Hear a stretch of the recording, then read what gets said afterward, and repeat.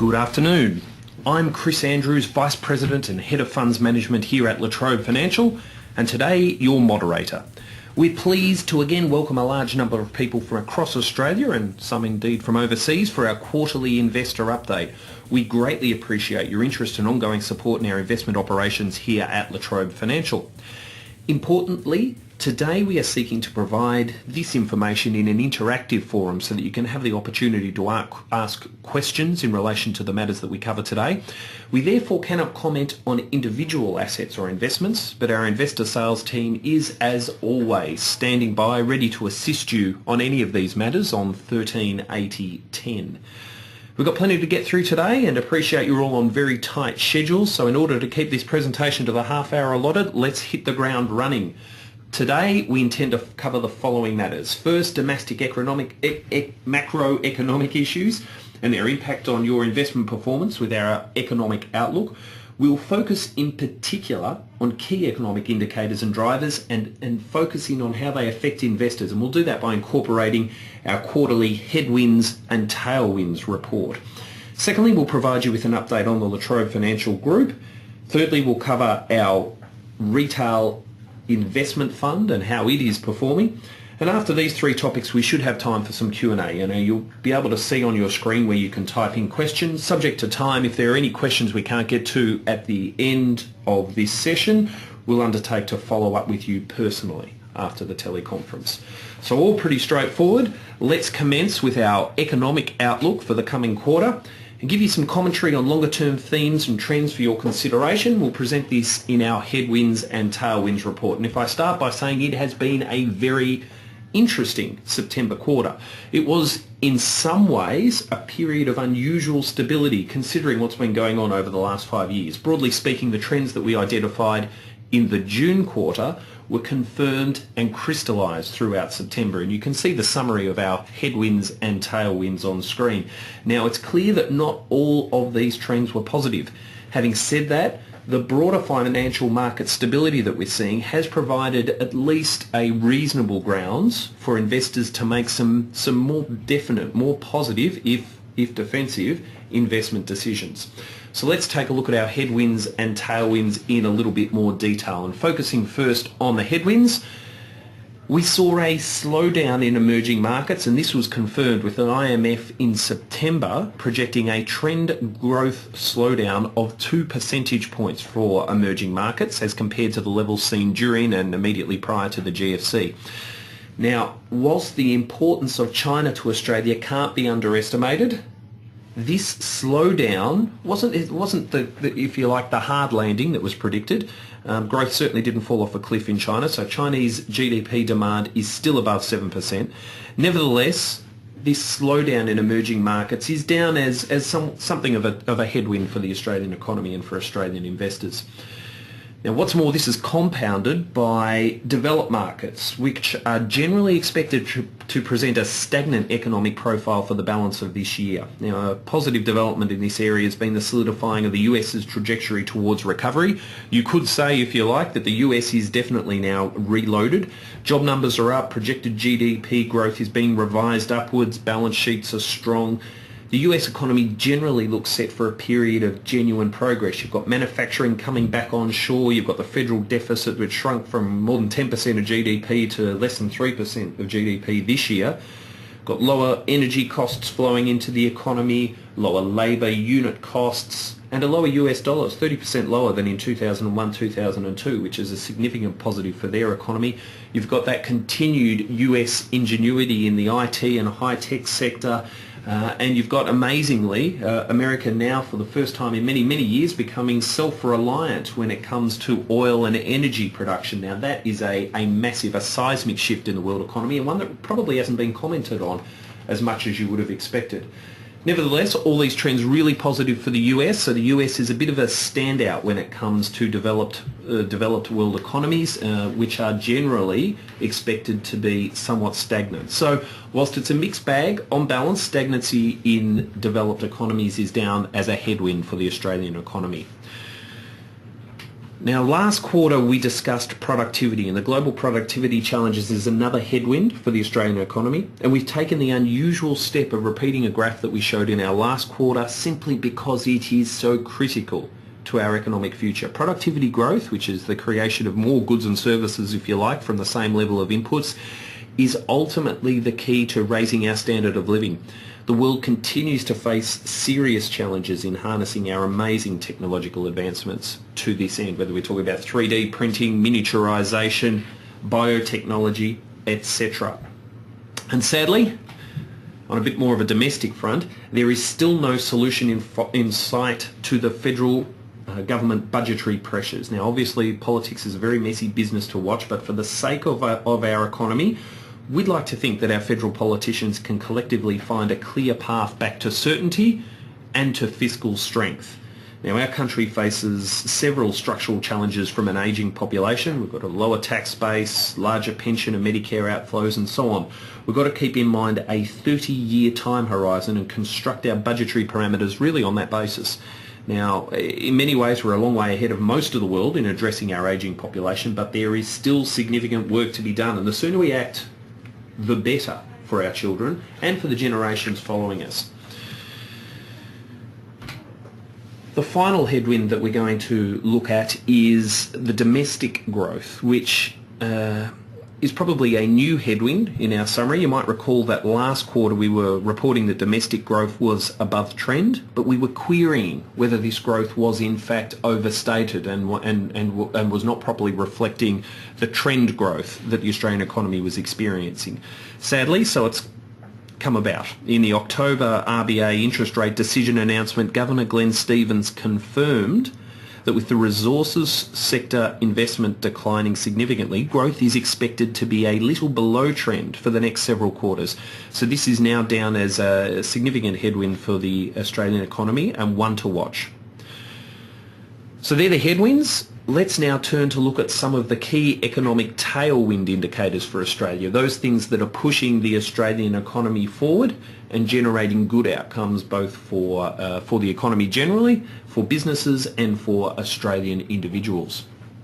And the first of those tailwinds is unemployment. September saw a sudden drop in the unemployment rate from 6.4 to 6.1%. Now, whilst that's undoubtedly positive, it followed an increase from 6.0 to 6.4% the previous month. So we'll put that down as a tailwind for now, but we'll keep it under a very close watch. Fundamentally, we agree with the RBA that both of the results of the last 2 months seem unusual. The Australian Financial Review reported a week ago that the Australian Bureau of Statistics is reviewing their labour market data and reporting. So month-to-month fluctuations in the data are going to have to be filtered, and we're now looking to the longer-term trends rather than riding the ups and downs of individual months. Next tailwind that we're going to look at is continued record low interest rates. Now, it's no surprises that interest rates remain at record lows, and this remains a solid tailwind for the Australian economy. In his October interest rates announcement, RBA Governor Glenn Stevens flagged continued accommodative monetary policy over time, with inflation expected to remain within the target range. So it looks like a period of continued interest rate stability ahead. In fact, we'll go out on a limb here. The global economy is so fragile, and with all the pressures on the Australian economy, whether it's the exchange rate or whatever the case may be, the Reserve Bank of Australia's scope for policy action is now significantly limited. In fact, there is a high likelihood that interest rate movements out as far as the eye can see, really, even to a decade-long horizon, will be constrained to within a 50 basis points band, plus or minus. Now, I know that's a very big call, but it does emphasise our current house view that this is where we are as a global economy, and this is the consequence of what has happened over the last 5, 10, even 15 years. Now, there are always positive events, possible events that is, that could break this base case, that could change circumstances, but we've got a really strong house of view here of a long period of interest rate stability. Now obviously, moving on to more tailwinds, we've got the Australian dollar reducing, and obviously with mining investment reducing, we've been looking for other sources of sustainable economic growth. The RBA has clearly promoted exports and housing. That's been an important part of what it's seen as the agenda forward. So to that end, the continued strength of the Aussie dollar has been a thorn in the side of our exporters. Well, the September quarter saw that sudden and significant move in the dollar from the mid-90s to mid to high 80 US cents range. Now, predicting currency movements is of course a mug's game, so the RBA is being very cautious in its statements on the issue. Having said that, the movement is definitely a positive for our long-suffering manufacturers, for our farmers, our tourism operators, so that's a good sign for the Australian economy. We should, however, note that's of course not going to help our importers. Finally, we see key indicator stability. We're not expecting any significant changes in the macro picture in the Australian economy, and that in itself is a tailwind for the economy as a whole. So on one view, it could be said the Australian economy perhaps looks slightly less robust at the end of the September quarter, but in our view, that continues to miss the big picture. We are a stable, wealthy nation with extraordinary opportunities before us. Of course, we face challenges. You know, has there ever been a time in human history without challenges? But these are not challenges to fear. It might be an unusual combination, I suppose, but we here at La Trobe Financial continue to be bears at the micro level. We believe investors should be always preparing their portfolios with plenty of protection for times when things go wrong. But at the macro level, when we consider Australia's future and the opportunities before us, we remain unashamed bulls. So that's the headwinds and tailwinds report. Let's now turn our attention to the La Trobe Financial Group. Again, June was September is a very strong quarter for the La Trobe Financial Group. And we plan to cover today two special review items. First, we're going to look at asset quality and in particular housing and where house prices in Australia sit at the moment, a most topical discussion. And also take a look at our international distribution through Asia and China. In terms of awards and ratings, the fund and its pooled mortgages option have retained their independent ratings unchanged over the quarter. Now, whilst ratings are only one factor to consider when investing, we are very committed to the ratings process because of the accountability and transparency that it engenders. The full reports can be viewed on our website at www.latrobefinancial.com.au. Our perennial awards nominees, so our perennial award gatherers really, Katerina Neshi and Michelle Bannister have been nominated for the prestigious Women in Financial Services Awards for 2014. Michelle has been nominated as Female BDM of the Year, and Kat has been nominated for Marketing and Communications Manager of the Year. Both Michelle and Kat are highly valued members of the La Trobe Financial team, and our fingers are crossed that they achieve the results that they deserve. So that's at an awards and recognitions level. Turning now to operational issues, our asset origination activities continue to fire. Our asset origination division remains on track for $2 billion worth of originations this year.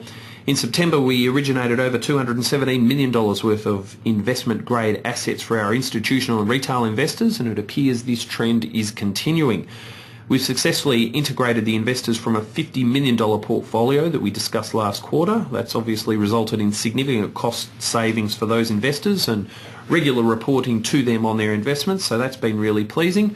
We've issued our annual report for 2014 as we discussed last quarter, so that full report can be seen at our website. Key points are group revenue, 111 million, up from 108 million in 2013. Group net assets at the end of June sitting at 75, and we'll talk about what they are now at the end of the September quarter in a moment. A group funds under management sitting at $1.8 billion, so really positive, solid indicators for the La Trobe Group. At a distribution level, we're now dealing with over 4,500 distribution points across Australia. We're continuing to innovate and introduce new products and services. The parent-to-child product in particular is garnering enormous support. Many of you will have heard our radio advertisements, our radio interviews in Perth, Melbourne, Canberra and Sydney. So you'll have heard a lot of discussion of this exciting innovation. Our financial advice BDM team has just returned yesterday from the AFA conference in Cairns. By all accounts, it was a marvellous success, and we're continuing to attract a lot of interest from financial advisors across Australia. So we'll be following the AFA conference with attendance at the FPA conference in Adelaide in November. So some interesting and exciting events ahead. We presented at Louis Christopher's Afternoon of Property conference in Sydney. It's fast becoming a bit of an institution on the funds management calendar, so always great to be involved there.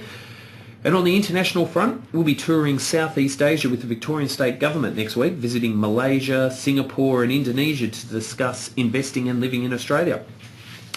Finally, our Future Leaders Professional Placement Scholarship Program has just commenced for this year again, so we're busily welcoming our Chinese senior management guests and integrating them into showing them, if you like, some insights into Australia, its political structure, its economy, and also introducing them to La Trobe Financial. So that's always a really interesting time for our group.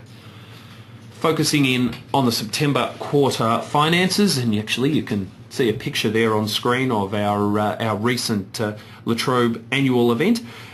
All key financial metrics continued to build throughout the quarter. Funds under management, as I said, grew to $1.8 billion, spread across 10,500 active investors and 21,705 fund members. Group net assets continued to grow in the quarter, now sitting at $77 million. So really pleasing, solid metrics there. Focusing then on the first of our special issues, let's talk about asset quality, and we're going to focus in on housing prices and the debate that's really been raging in the press.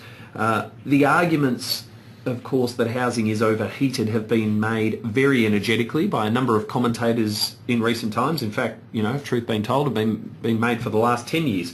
These commentators point out that house prices have been increasing strongly now, in particular for the last 18 months, although I should note, and this is not unimportant, much of this growth has come from the Sydney market. Now, we at La Trobe Financial continue to be obsessive about the quality of the loans we originate in all economic cycles and markets, and this comes from the top. Our CEO Greg O'Neill is a frequent commentator on these issues, and you can see a picture of him on screen. They also point out that demand is being driven to an unusual degree by investor demand, suggestive perhaps of overinvestment in housing rather than normal demand for owner-occupied stock. They draw comparisons with the international situation and also point to very high auction clearance rates as indicators of difficulty. On the other hand, others will point out that the average mortgage burden on borrowers is in fact a little below average, thanks to exceptionally low interest rates. Indeed, they suggest that this metric points to the fact that house prices could rise further still as the cycle continues. Now, whilst this would put the sustainability of current house prices at the mercy of interest rate settings, you've already heard what we think about where interest rates, the base case, if you like, of where interest rates are headed over the next number of years, perhaps out to a decade. And that's compounded by the fact that the very sensitivity of the Australian borrower to interest rate increases would, on one view, make significant interest rate increases less likely. The RBA simply will not have to press on the interest rate lever to achieve the same desired effect. It's an interesting case where the sensitivity of the Australian borrower to interest rate changes means that those interest rate changes will not have to be as significant to have the same effect into the future. Similarly, you have house price income ratios still below their previous peak, so there's a possibility that we may well be yet to see the high point of this property price cycle. Now, our view at La Trobe Financial is pretty straightforward. House prices are running strongly at the moment, and the graph on screen puts the situation well from a 90-year perspective. We are above trend, no doubt about it. House prices are above trend, but are not so far above trend that we can predict an imminent correction with confidence. Indeed, the indicators are still suggestive of a supply-side shortfall that will continue to keep pressure on house prices. Now, whilst one can never rule out asset price corrections, in our view, home purchasers are going to continue to face affordability challenges. That's why I mentioned last quarter that La Trobe Financial has introduced our parent-to-child lending program. On the one hand, we see young people struggling to save their deposits, looking to avoid massive lenders' mortgage insurance costs, and also to get their foot onto the housing ladder.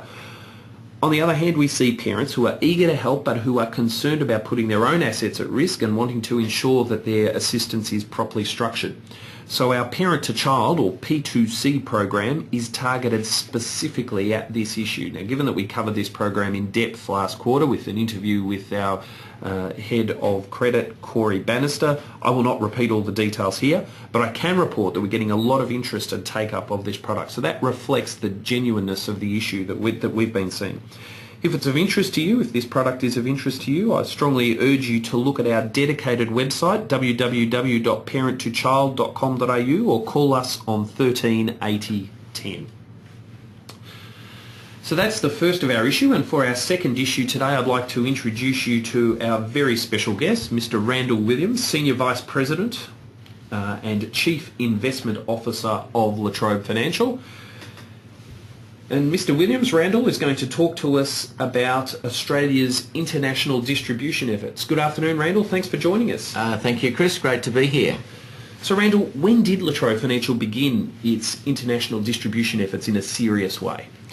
Well, it sort of started around the 2008 Beijing Olympics when Greg O'Neill, La Trobe Financial's president and CEO, decided that we should look to our Asian neighbours who share our time zone for La Trobe Financial to expand and diversify. Greg had been in China in 2007 and then spent August 2008 in Beijing as an ambassador for the Australian men's basketball team, the Boomers. During that time, he experienced firsthand the enormous growth occurring in China and Asia generally. He saw the opportunities that expanding internationally would offer La Trobe Financial, and we agreed that we should explore those opportunities. Really, it was his vision and preparedness to invest that started us on our international journey. So where did you look? Well, where do you start? Well, we started by looking at a number of countries in Southeast Asia and the subcontinent. Looked at Japan, China, of course, Taiwan and India mainly. We met with a lot of companies and we met a lot of people, including the Australian government and its trade agency Austrade, as we looked at each of those countries, and for a variety of reasons, not least of all because of the size of its economy, we settled on China as the country to open our first international office. And what was it like in those first days in China? Because we were trailblazing there in many ways for the Australian financial services industry. So what was it like? Well, it was very interesting. Like most Australian startups in China, we had little understanding of doing business in China. We didn't understand the language. We had to come to grips with the social and business culture of another country, which is, quite a challenge. But the Chinese have a saying for most things, and one of their favourite sayings is that a journey of 1,000 miles starts with the first step. So we started one step at a time.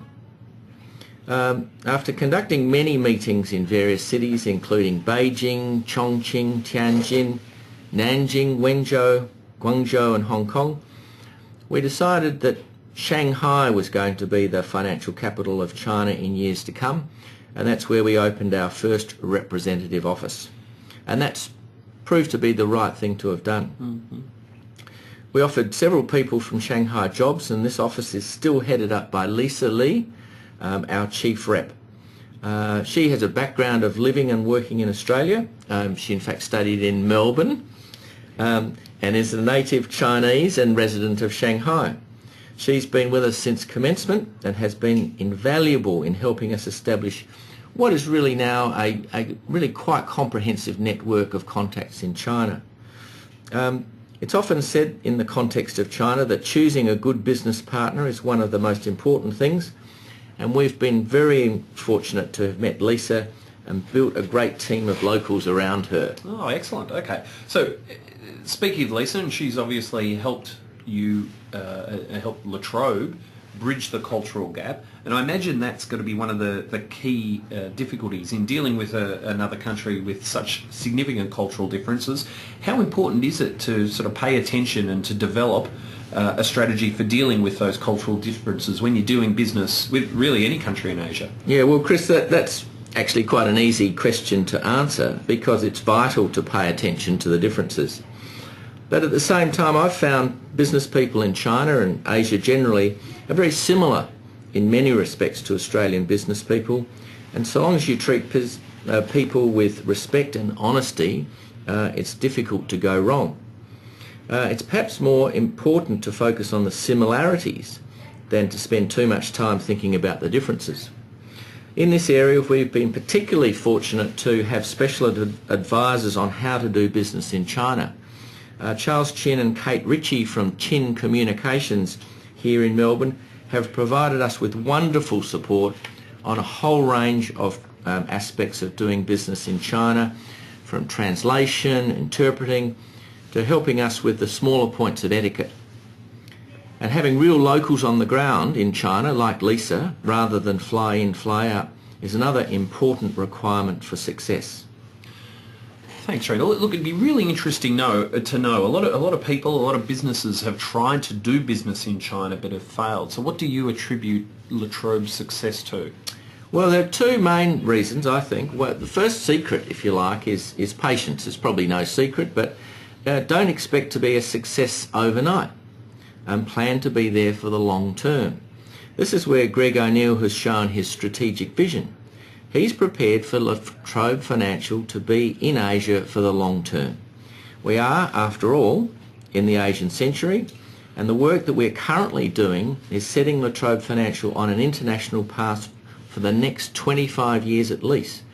It's a generational investment horizon. The second secret is to give before you receive. For example, doing business in China is all about relationships. So treat people as you would your best friend. Ask for nothing unless you have something of real value to offer.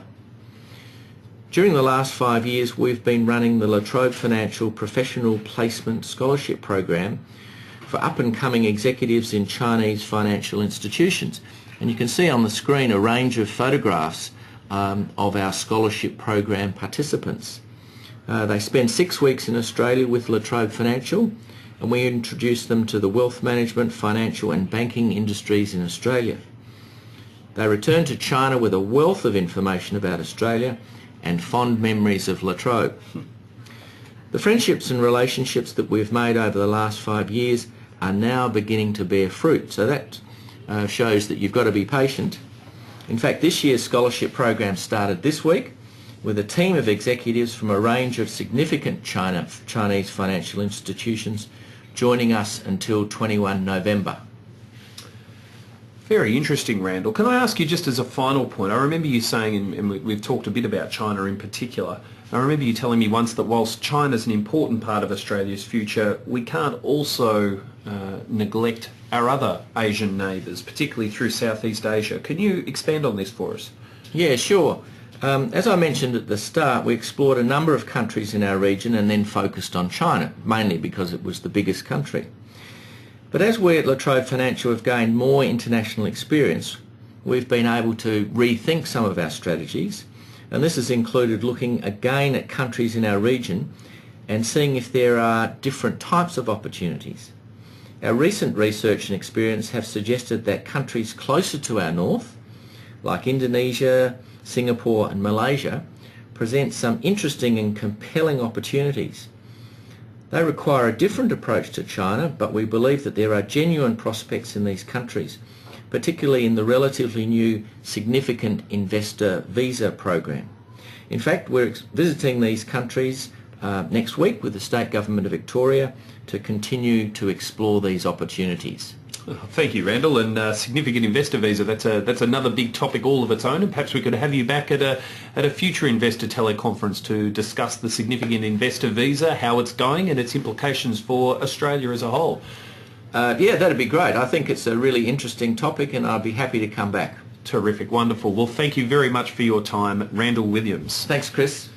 That was Randall Williams, Chief Investment Officer and Senior Vice President at La Trobe Financial, with some very interesting insights to doing business overseas and La Trobe Financial's strategy for doing business overseas and particularly in Asia. So we turn now to our retail investment fund performance update, and I start, as I always do, by confirming that our fund continues its proud history, and that is since inception in the 1990s, of never freezing redemption, and in the pooled options, of course, never returning a cent of loss to investors. All options continue to maintain their strong distribution rates throughout the quarter. Our peer-to-peer options, the contributory mortgage investment options, continue to see a lot of activity, particularly from the self-managed super fund sector and across a range of loan types. Construction and development in particular, as I've mentioned previously, have proved to be popular, generating as they do a strong investor yield, and also considering the strong risk gates in place. If we look, for example, at our pooled options, construction and development is limited to 15% of the pooled mortgages option. We take these risk protections very seriously in our portfolio. So that allows a nice mix for our portfolio options of a range of investment types, with some construction and development exposure limited at 15%. And for our select or peer-to-peer investors, they can choose from a range of loans, including construction and development. Moving on then to returns history, focusing first on our pooled investment options. The September quarter average returns of the CMO and PMO were very strongly over benchmark. For the cash and mortgages option, CMO 1.63% above the official cash rate, and for the pool mortgages option 1.74% per annum over the UBS Bank Bill Index plus 1.5, which is the benchmark for the pool mortgages option. The longer term performance of both options continues to be very strong, certainly reflecting the strength of our investment philosophy in what appears to be, as we've said a number of times, likely to be an extended period of historically low market interest rates. Now, if we look at those returns graphically, we can see on screen the PMO's returns against various 12-month term deposit indices. Over the quarter, pool mortgages option slightly increased its margin over the average 12-month term deposit rate of the big four banks, which is the black line there on the screen. Extremely powerful performance for investors, although we note, of course, as we always do in these circumstances, that neither the pool mortgages option nor the cash and mortgages option are bank deposits. They are not subject to the federal government bank deposit guarantee. If we look on the same basis to the cash and mortgages option in comparison to key online account indices, we can see that continued stability of performance. Now, if we look at the pool mortgages option, if we look at it and its returns in context, we can turn to comparative annualised returns since inception. Now, we have a look at the pool mortgages option, which is the orange line running through the middle of the screen, against the other asset classes, and we've considered Australian equities, property securities, global equities, Aussie fixed interest and cash. As we frequently point out, whilst each investment type has its own merits, this picture encapsulates what we're trying to deliver for our investors. Regular, low volatility income that is uncorrelated to other markets.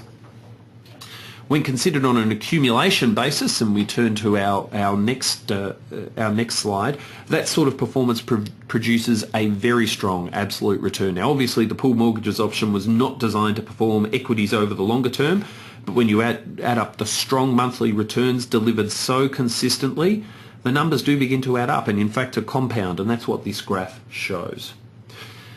So, to summarise, some key indicators softened in the September quarter, but there is nothing that should lead us to lose confidence in Australia's outstanding long-term economic prospects. Housing affordability is likely to be a continued challenge for our first home buyers in particular. At Trobe Financial, we're doing our bit to help, and we are really pleased with the reception that we're receiving. At a company level, Trobe Financial continues to be 100% committed to financial stability and sustainability. Now, we are inextricably clients focused, both for our investors on one side of our business and for our borrowers. Nothing is going to change or dilute that. Our balance sheet is strong, our funding base is diverse and growing, and all our leading indicators are positive. So that concludes, if you like, the main part of our webinar, and in the time remaining I'd just like to address a couple of the questions that have arisen. I don't think we're going to get through them all, sadly, but our first question is from Bill. Bill is saying, referring to the CBA, it's reported to have done some stress testing on their portfolio, and it showed that their loan portfolio of 400 billion, so a significant part of the Australian lending market, has adequate capital. How does La Trobe Financial fare? Thanks, Bill. Good question. The model the Commonwealth Bank used, of course, was based on unemployment rising to over 11.5%, property values falling by 32%. So I think the nutshell findings of this stress test was that if this type of scenario remained in place for a 3-year period, it would cause something like a $1.6 billion worth of loss for the Commonwealth Bank. Last year, CBA made $8.68 billion in profit. So on that basis, the CBA concluded that it had the balance sheet strength to withstand that sort of condition. Now, analogies aren't exact, of course, but if we apply that same sort of rationale to La Trobe Financial's obviously got a loan book of $1.8 billion. Our average loan-to-value ratio in the fund, for example, is at 58%, so that's lower than the bank, so slightly different outcomes there. But if we look at the stress test scenario run by the bank, we can see that's broadly the equivalent of what happened in Victoria between 1990 and 1993, particularly as relates to unemployment. That was a time, obviously, that La Trobe Financial operated through, and it's a time I know very, very vividly in the minds of Greg O'Neill, the CEO and president, and so it's not a situation that is unknown to La Trobe. Our view is that if the book we have, the loan book we have, is equally stress tested, our losses of a percentage of profit should be, broadly equivalent to what the CBA is seeing. So something like $19 million of net profit. 19% of net profit. We've currently got $77 million worth of net assets. So under that outcome or economic scenario, it's something like 10 times greater than the amount of maximum losses that would be incurred. So thank you, Bill. I hope that's answered your question. And we now move to, it's Sarah, and Sarah's saying, what is happening with the share market at the moment? Okay, so what's happening with the share market at the moment as a summary of Sarah's question. In a nutshell, what's happening with equity markets, the share markets, is what always happens with equities or share markets. The markets go up and the markets come down. It's, if you like, the animal spirits of share markets. I know a lot of commentators have spent the last few weeks looking for triggers as to why the Australian share market has seemingly corrected so heavily, and there's talking about international uncertainty when you look at the geopolitical tensions in the Middle East and the rise of ISIS. There's talk about nervousness for arising out of the situation, particularly in West Africa, but now spreading with Ebola and its effect on a range of stocks, perhaps in particular airline stocks. More worryingly, though, and this is the point I think that investors should be considering, is the notion that perhaps investors, and particularly institutional investors, might be in a process of adjusting down their secular, that is their long-term expectations for investment performance of equities markets. That sort of dynamic is what has been is part of what has been driving our house view on interest rates and the likely future performance of the Australian economy, and it's something I think that investors have to take really seriously. Equities may not deliver over the long term the types of returns that they have been expected to in the past. So I hope that answers your question there, Sarah. Look, I note where we are with time. We really do need to finish up here. I see we've got still a few questions outstanding from Dave, from Ben, and from Jill, so we'll get to those offline. We will call you separately to discuss your queries. Thank you very much for your time, ladies and gentlemen, and our next investor call teleconference will be held in late January, early February. We will send notifications around that for wrapping up the December quarter. So we look forward to having you with us at that time. And for now, thank you very much for your attendance and thank you for your interest in La Trobe Financial. Goodbye.